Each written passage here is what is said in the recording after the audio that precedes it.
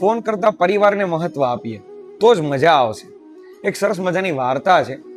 એક વખત બે વૃદ્ધ વાતો કરતા હતા.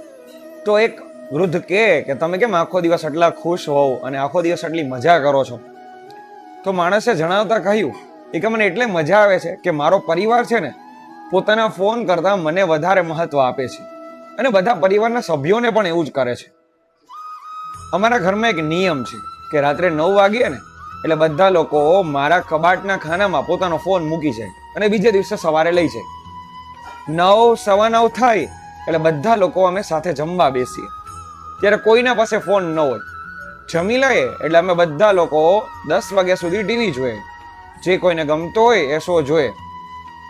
પછી 10 વાગ્યા પછી અમે 11 વાગ્યા સુધી બધા એકાબીજાની આખા દિવસની રામ કહાણીએ કહીએ અને સાંભળીએ. આખા દિવસનું જે બન્યું હોય પોતાની સાથે બધા લોકો પોતાનું શેર કરે.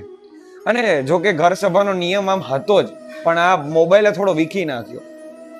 એટલે મને બહુ મજા આવે કે મારા પરિવારના લોકો એકાબીજા સાથે કનેક્ટ રહે. આવું જેવું છે કે જો આખા દિવસની કંઈ વાત જ ન થાય તો વ્યક્તિ વચ્ચે આત્મીયતા કેમ બંધાય?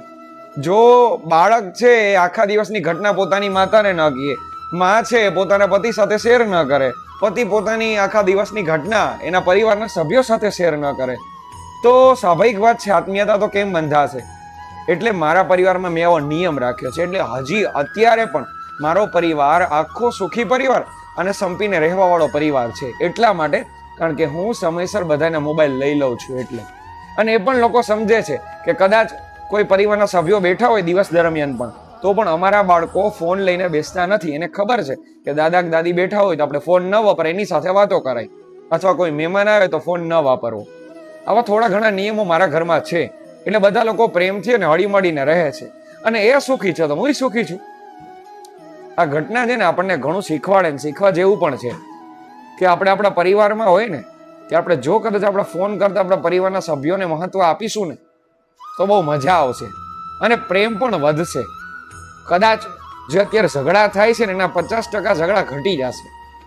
જો વાત સાચી લાગતી હોય ને તમે સ્વીકારતા હોય તો પ્લીઝ કોમેન્ટ કરો, લાઈક કરો.